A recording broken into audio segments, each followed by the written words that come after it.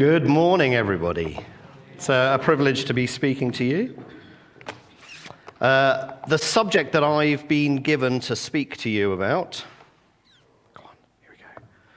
is overcomer of death and responder of faith. Overcomer of death. It's part of our series, Who Do You Say I Am? It's the question that Jesus asks to us, to everyone. Who do you say that I am? So, of course, I'm going to start this morning, obviously, talking about baking cookies. Okay. On occasion, I've tried baking cookies with my kids. It doesn't always go well. It's not like I do it every week or anything like that. I'm going to say probably once a year, I suddenly get a flash of inspiration. Oh yeah, I really should do some baking, and cookies is about the only thing I know about. So one particular time, my wife Jude came home from work, and there on a plate was a warm cookie straight out the oven with a cup of tea. She was overjoyed, and she bit into it. And the look of disappointment on her face when she realized it wasn't chocolate pieces, but it was raisins, because we'd run out of chocolate pieces. She was really disappointed. I'm sorry, Jude. Okay, if there's one thing that I've learned about baking cookies, it's about not overcooking them, okay? I think they're fantastic if you get it just right. If you take them out the oven too early, the flour hasn't properly cooked, and you basically end up having to scrape it off the baking paper with a spoon. It's sort of like a gooey mess. You can't eat that.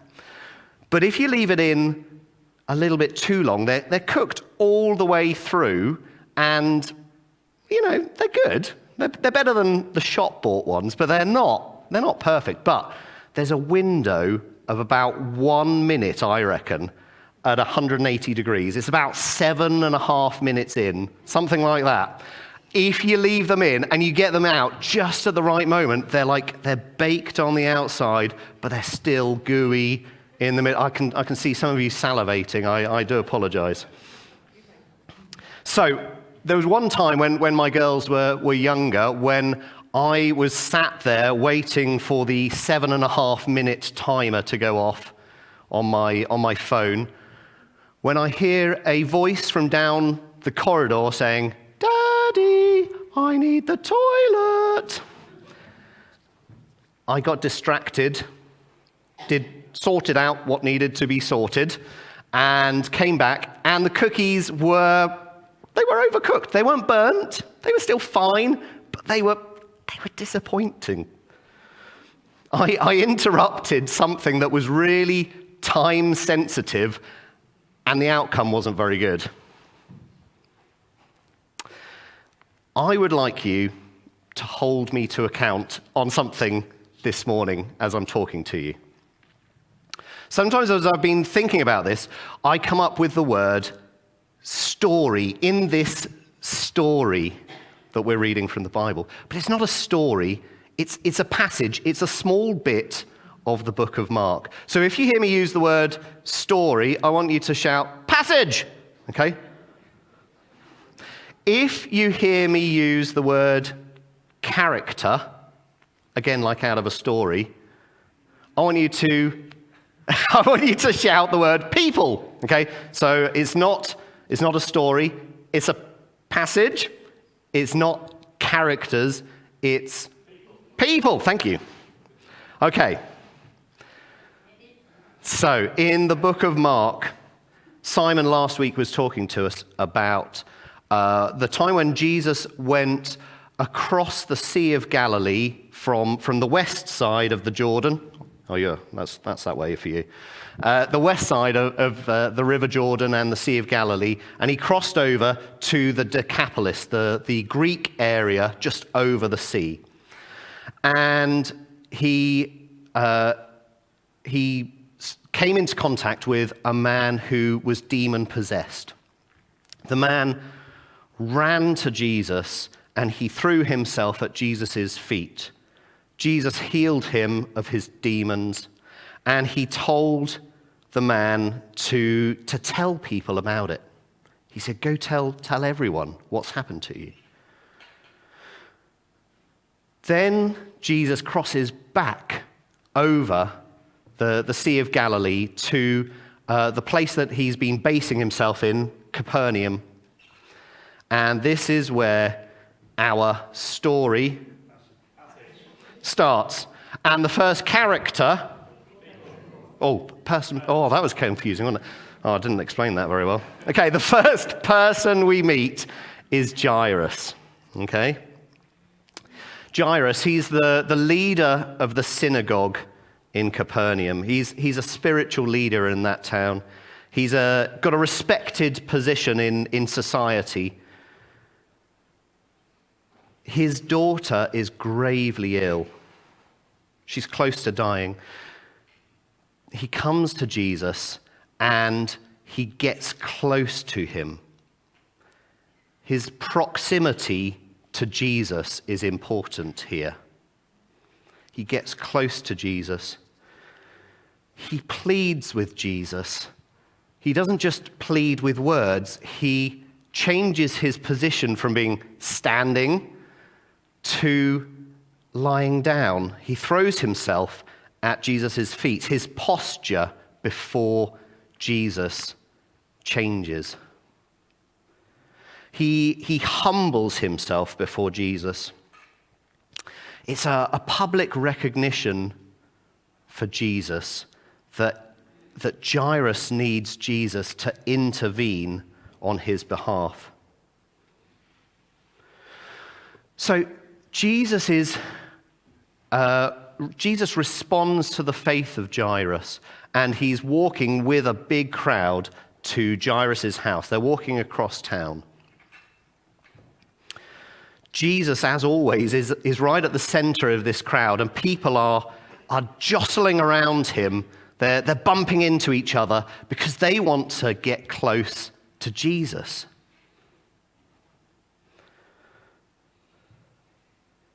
It's at this point that Jesus interrupts his time-sensitive mission. He's only got a short time left with this daughter. She's right at the end of her time. But Jesus interrupts the journey. There's a woman. She's got a flow of blood. She's been having a constant period for 12 years, a long, long time. Now, I'm not in a position to be able to fully understand how painful, uncomfortable, distressing that would be, but it sounds really horrible. I imagine it cost her quite a lot in quality of her life. The 12 years bit, it could be a figure of speech, 12 being considered a symbol of completeness. So it could be that they're saying that she's had this, been suffering in this way for a really, really long time, as long as anyone can remember. But I think it means 12 years. It also said that she'd been suffering at the hands of physicians, doctors, for many years. Obviously, before scientific medicine, people were just sort of guessing how to make people better. So one cure for bleeding was more bloodletting. Doesn't necessarily seem very sensible to us. But the implications go beyond just pain, discomfort, medical things, and go into spiritual areas as well. In Old Testament law, women who were on their period were unable to come to the temple. By implication, they were unable to approach God. Unclean, and they were treated this way by society. They were unable to participate in the religious life. Now, if you touch an unclean person in Old Testament law, you yourself also become unclean. It's contagious. It passes on to somebody else. I think this woman has become unaccustomed to human touch. She would have had to withdraw from society in many ways. She was unable to come to God through the temple. She was unable to have people hold her hand. You just think what that might be like. Now, some of us love hugs more than others, and that's okay, but human touch is still really important.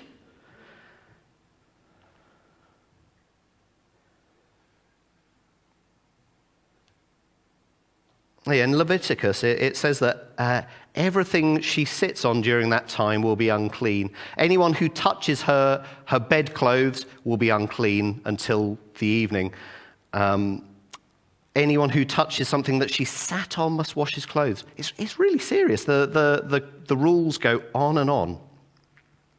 The doctors also have cost her all of her money. And was she getting better? No. She was getting worse. She was broke and getting worse. She is desperate. She comes close to Jesus. She realizes that she can't touch Jesus because of her condition. So she decides, I'm going to get close to him in the crowd, and I'm just going to touch the bottom of his coat, the hem of his garments. That's enough. Just doing that is enough. I believe that's going to heal me. It says in verse 30, at once, immediately, Jesus realized that power had gone out of him. He turned around in the crowd and asked, "Who touched my clothes?" His disciples answered him and said, "Well, you see loads of people. It's a massive crowd. Obviously, somebody's going to have bumped into you. And yet you ask, who touched you? Doesn't make any sense." But Jesus perceived something different had happened. Power had gone out of him. The disciples, as is often the case, don't really get it. They think he's being a bit ridiculous, a bit overdramatic, perhaps. Of course someone touched you, Jesus. You're in the center of a massive crowd on a journey, and they all want to see you. They all want to get close to you. But Jesus looks around to see who it is. I really love the speed of this story. It feels like this part of it is like a window onto Jesus' life that may have only been a minute or two. I really find that exciting. Verse 33, then the woman, knowing what had happened to her, that she'd been healed, made better, came and fell at Jesus' feet. Her proximity to Jesus, she got close to Jesus. She fell at his feet. Her posture before Jesus changed. It says that she came with fear and trembling. I wonder if perhaps she thought Jesus might be like some of these men over the years who have taken advantage of her financially, who have only made her worse, perhaps.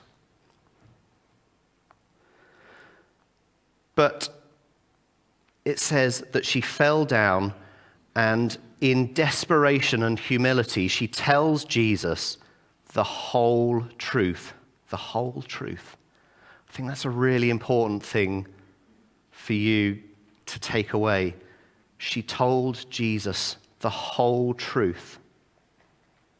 Going back 12 long, terrible years of suffering, she tells him. She holds up the whole crowd to talk to Jesus in this way. The crowd who's going places, going to the very important synagogue leader's house, and yet Jesus interrupts his journey to talk with her.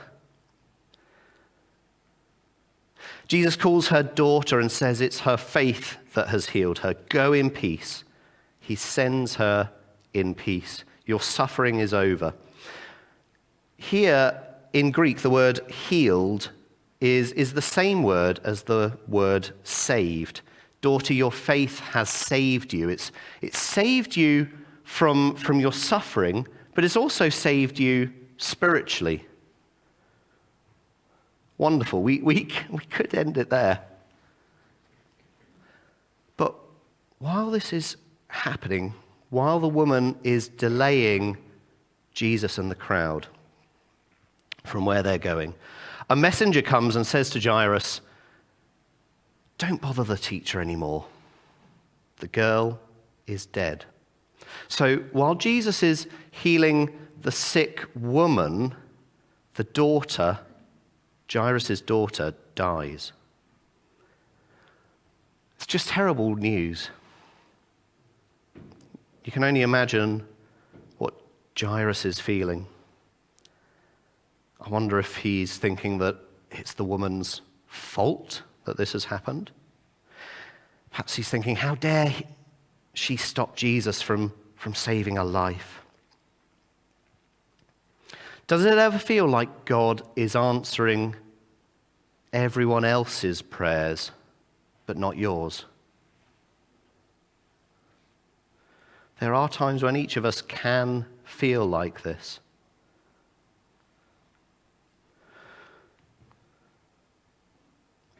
When Jesus overhears that the girl has died, he says to Jairus, "Don't be afraid, just have faith."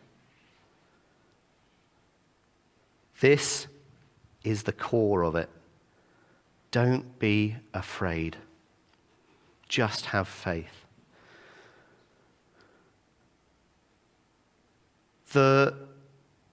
Jairus comes right at the beginning of the story in fear of what's going to happen to his daughter. He throws himself at Jesus' feet, and his faith is what Jesus responds to.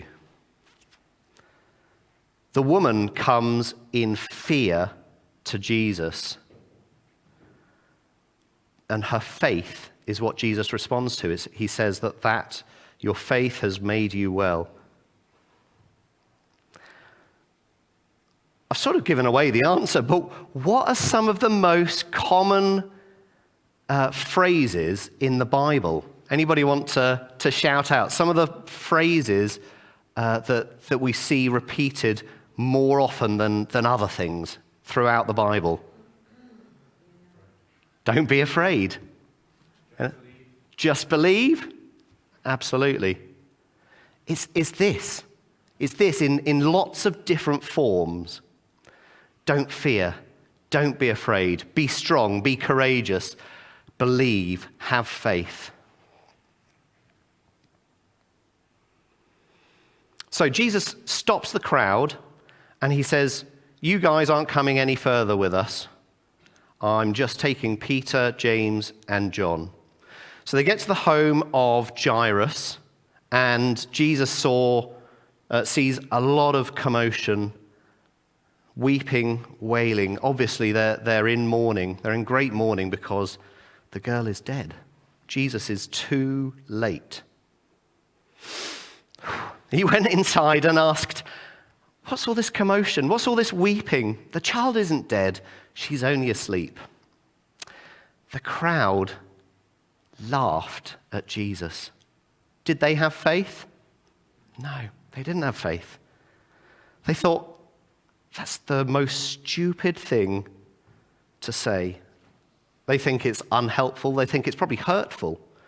Of course the child is dead. But the crowd didn't have faith. He makes them all leave. Jesus makes all of them leave, and he only takes James, I've suddenly lost who it is. Peter, James, and John. You'd have thought I could remember three names. Peter, James, and John. He only takes them and Jairus and Jairus' wife into the room. And they see the girl lying there. Jesus only brings those who have faith inside to see what's going to happen next. Those who had no faith, Jesus tells to leave. He puts them outside of this amazing, incredible moment that's going to happen. Jesus holds the girl's hand and says, Talitha cum, little girl, arise, get up. The word arise, cum, here is the same word used to describe resurrection. Resurrection. This girl isn't resurrected in the same way as Jesus would be. Not exactly the same. She doesn't have a changed body, but she is brought back to life. It's a small foretaste of what's to come in Christ. Verse 42, the girl who was 12 years old immediately stood up and walked around. They were overwhelmed and totally amazed. Immediately, that word once again, immediately, it keeps coming up. Stuff happens immediately with Jesus. The girl is 12 years old and she is brought back to life. The woman had been suffering for 12 years and she was given a new life as well. There's an echo, a repetition. The 12-year-old girl is given new life. The woman suffering for 12 years is given new life. The final bit of this passage, Jesus gave them strict orders not to tell anyone what had happened, and then he told them to give her something to eat.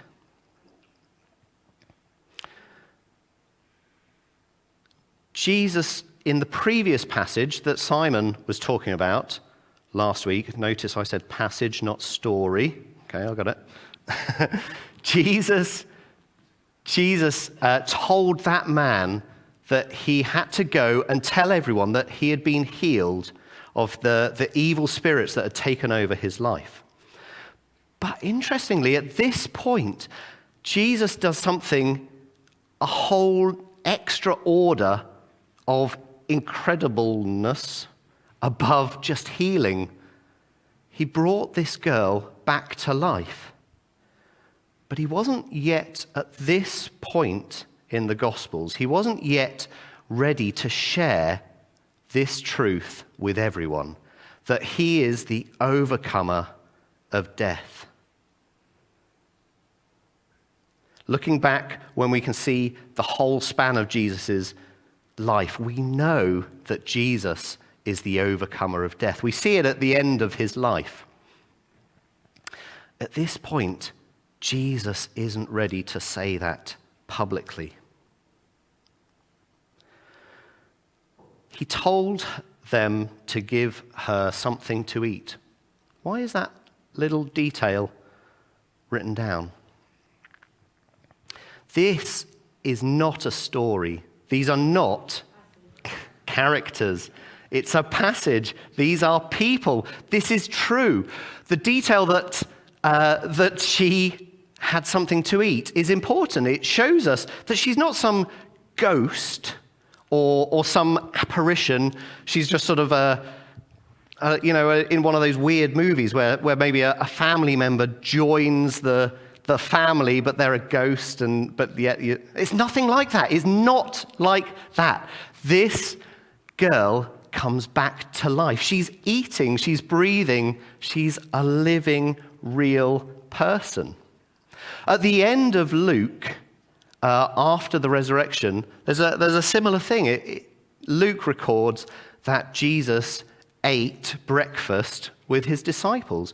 That's an important detail. Jesus is not, again, some kind of ghost.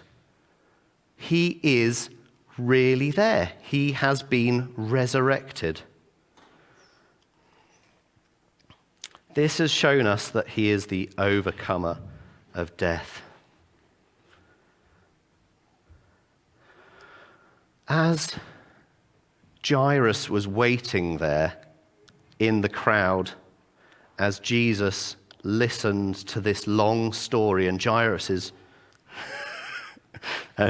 passage, he's listening to the story of the woman's life, and he's looking at his watch, if he had one, and going, "Come on, Jesus, this is important. Yeah, her story, it's important to hear. Healing her, yeah, important, all good. But the clock's ticking. Jesus, my daughter, she could die, and then she does." But imagine if Jesus hadn't been distracted at that moment. We wouldn't have this. We wouldn't know this early on in Jesus' life that he was the overcomer of death, that death has no hold over him anymore. So, going back to those prayers that you feel God hasn't answered yet, it can be really difficult. But we can't yet see the zoomed out, bigger picture of how Jesus is going to answer our prayers. Imagine if Jesus had done exactly what Jairus wanted right at that moment. He didn't even need to really go to Jairus' house. There are other passages where Jesus heals without even going there. But this is important. It shows us something special about Jesus.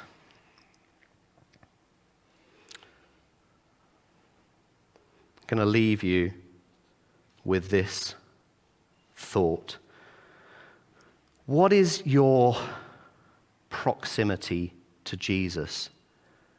If you are desperate, if you are in real need, what is your proximity? Can you get yourself closer to Jesus? The answer is yes. Yes, you can.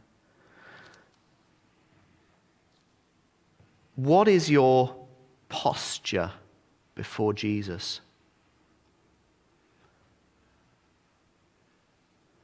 Do you come feeling that you've sort of got most of it sorted? Or do you come in desperation and fall at Jesus' feet?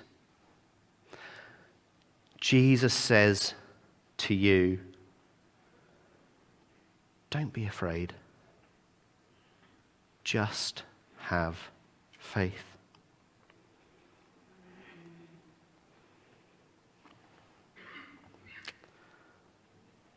Let's pray.